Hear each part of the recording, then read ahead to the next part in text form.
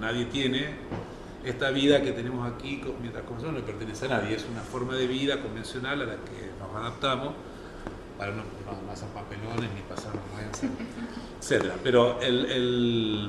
Pero la cuestión del viviente es justamente la de la interrupción de esa forma. Entonces, como si Lupa estuviera pensando esa cuestión, ese umbral, ¿no? Perdona, una pregunta. Bueno, sigo la conversación sobre el archivo y eso, pero las imágenes estas es una obra de esta artista que imagino que es parte del archivo. Sí, el archivo de la Son directamente los documentos. Son directamente los Sí, documentos. no es que ella con el haya tacho. tachado. Sí, venían Vale. así.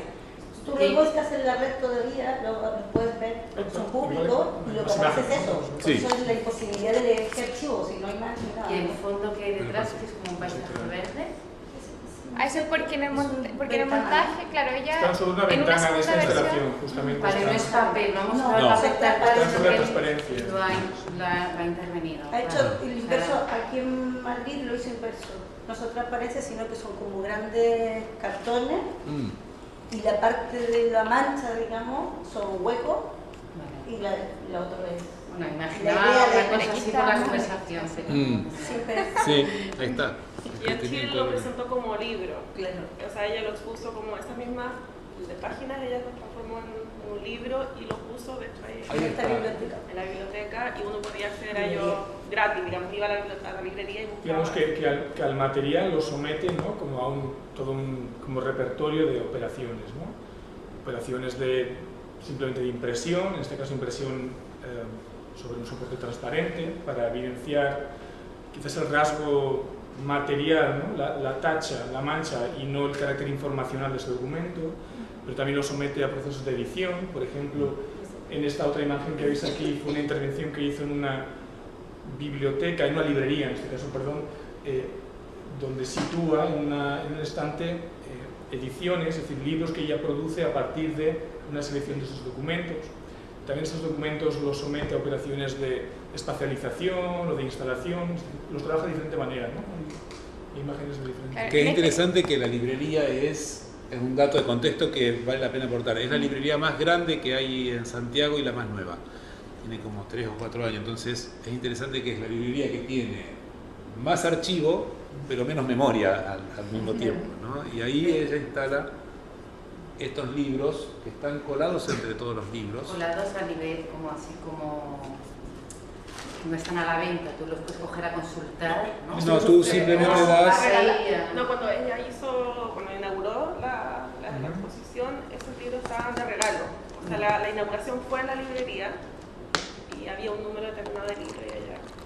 Sí, digamos que ella, en este caso, es decir, los libros no están escondidos, no están colados, porque ya ves que los ilumina, ¿no? Hay una especie de retroiluminación, esa luz blanquecina, hay unos focos, es decir, que es tan descomunal el espacio que de alguna forma ya identifica el punto de esos libros. Claro.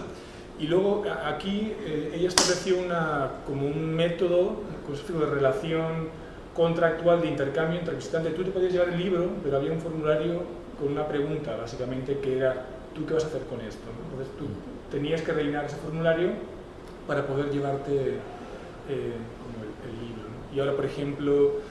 lo que hará, ahora está participando de una exposición en Toulouse y lo que hará justamente es hacer una edición ahora de las respuestas que ha recibido, o sea, también unos nuevos libros a partir también de lo que le han ido contando. O sea, quizás en este gesto también como de hacer ediciones, se hace cargo directamente de esta casi sorpresa inicial de cómo aquí no pasó nada luego de que todo este material saliera a la luz pública, ¿no? O sea, supongo que es como la primera intención incluso de, bueno, si nadie lo puede mirar porque es mucho, yo lo edito, casi como este gesto de hagamos algo por favor que sucedan cosas. Bueno, pero es Y que se interesante que los libros también funcionen como manchas, como lo que decías tú, ¿no? Funcionan como manchas también en el corpus de la biblioteca. Es decir, la mancha resalta lo no dicho, pero los libros que contienen lo no dicho resaltan como mancha en medio de la biblioteca, ¿no? O sea, de nuevo está esa búsqueda del punto de inmovilidad, ¿no?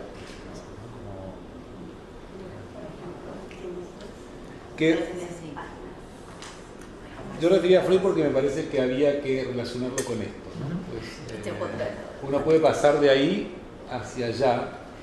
Esta es una obra del año 2006, Paz. Tú escribiste sobre por eso. 2006 o 2005, no, 2006. Claro, cuyo título es Plaga, ¿no? Todas las imágenes, todas las figuritas que están allí colgando y que van armando manchones, son figuritas recorte de siluetas, de inflexiones corporales de las histéricas de la Salpêtrière, ¿no? En París. Con las que es una especie de sobreproducción de esas imágenes y las fue poniendo, ¿no? Entonces van siendo esos manchones. ¿Cuántas mujeres en la Salpêtrière en el siglo XIX? Había como 5.000 mujeres. Sí, pero eran 5.000 las internadas, parece. Bajo cualquier título, en realidad se decía histérico a cualquier cosa que presentara algún grado de anormalidad respecto del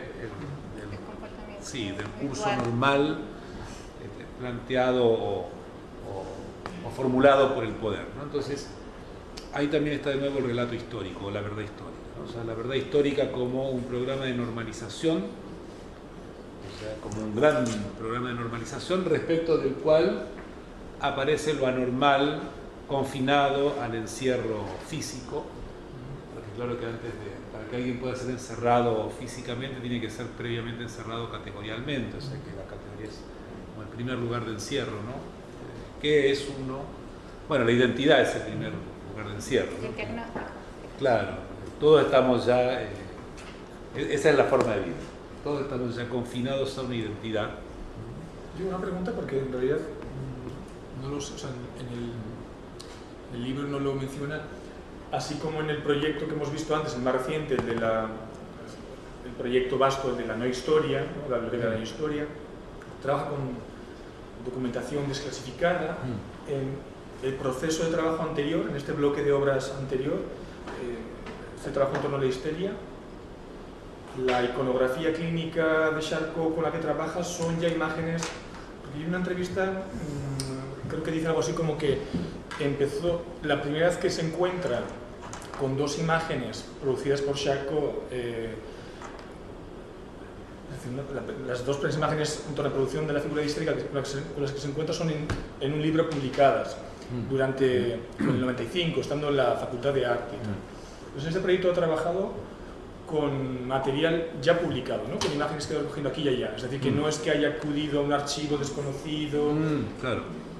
Tenía esa duda, ¿no? No, así es. No trabaja con... O sea, fue tomando esas figuritas que responden a formas expresivas anómicas, digamos, ¿no? Que acá, de hecho, ahí están, ¿no? Algunas de las... que responden, claro, a las... Ahí está... Bueno, decir también, comentar, quizás no es tan anecdótico, pero a Nancy y a mí la primera vez que vimos algunas imágenes sin haber leído todo lo que estaba trabajando, sabiendo que había sido hija de exiliados y todo, pensamos en realidad en posiciones de tortura, más pensamos que eran una plaga de torturados, pero bueno, en realidad son las histéricas. Sí, pero también, son los anómalos, que al final igual lleva lo mismo, porque se podría haber pensado en ellos también como la anomalía, ¿no? Claro. Al final es lo mismo. Porque también leyendo en el texto del catálogo, ella dice en un momento que también esto del enjambre, ¿no? de la plaga, también ella lo había trabajado desde esta idea de lo colectivo y lo individual, que cuando había llegado a Chile ya grande, digamos, con su historia, que quizás no era su propia historia, sino la de su familia, esa narración histórica más que no era propia, ¿no? Como un archivo no propio. Y llegaba a un país donde ella, desde su memoria, lo pensaba un país colectivo, ¿no? Solidario, colectivo. Y había llegado en realidad a un territorio donde eso no existía más, estaba el individuo. Entonces, en un momento, cuando está trabajando esto, ella piensa esta imagen del enjambre como esta posibilidad de esta anomalía colectiva, como posibilidad también emancipatoria, ¿no? Como en realidad los anómalos del mundo en realidad podría ser la posibilidad, digamos, de revolucionar o de emancipación. Claro, anómalos del mundo unidos. Sí. Como la internacional tuya, que De la pone Beatriz, despreciada. Claro. Que a mí me pareció muy interesante porque claro, lo primero que yo veo en la plaga, igual que Linda, era los desaparecidos o los torturados o algo, ¿no? Como, Pero es interesante pensar ese desplazamiento también, porque yo creo que la vida de las histéricas en el siglo XIX, porque hay que considerar que, por ejemplo, para Charcot las histéricas son conejillos de India con los cuales él tiene que explicar asociativamente algo que no sabe qué es, ¿no? Esa es una génesis interesante también, o sea, la neurología del siglo XIX no sabe lo que es la histeria. Sabe que hay algo que se sustrae a los procesos de normalización de la historia. Y ese algo que se sustrae solo puede ser explicado por vía de asociaciones expresivas, no por vía de entendimiento selectivo, ¿no? O sea que en el fondo Charcot utiliza un paradigma asociativo y no un paradigma selectivo para explicar la histeria, y lo que hace es desarrollar una especie de arte circense, ¿no? Todas esas mujeres son como animales enjaulados, cuya jaula el tipo abre para poder hacer sus demostraciones en su famosa cátedra de anatomía patológica, ¿no? En la salpetría. Entonces es interesante eso porque son torturados y son gladiadores, ¿no? Son gladiadores torturados e histéricas, ¿no? Da lo mismo porque responden a una misma figura, que es, claro, la sustracción de la normalización histórica. Ahí está el doctor Charcot, a quien por lo demás Freud le realiza un homenaje. Hay un solo texto de Freud homenajeando por la formación que le permite Charcot, ¿no? Y ahí está con el caso con histeria. ¿Solo hombres? Entre hombres, exactamente, mostrando la anomalía femenina. Que por supuesto que, o sea, la historia de la histeria es una historia brutal porque no pasa solamente por esto, pasa por las quemas, las casas de brujas, etcétera, están todas vinculadas a los comportamientos anómalos de la histeria. Bueno, forzando un poco las abstracciones, yo insistía en que esa mujer retorcida es un símil de lo que Voluspa entiende por producción artística, ¿no? O sea que la obra de arte no obtiene su plus de cómo politiza a las masas, etcétera, porque eso es demasiado iluminista, sino que obtiene su plus de esta indisposición que está perfectamente emblematizada por la figura de la histeria, ¿no? O sea, la indisposición a toda palabra o a todo relato.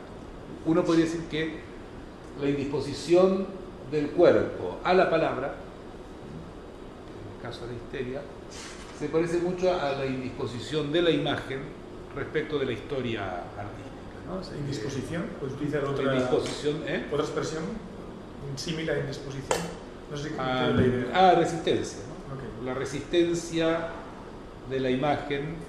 O sea, Voluspa está permitiendo pensar la imagen de una manera muy distinta como en general se pensó.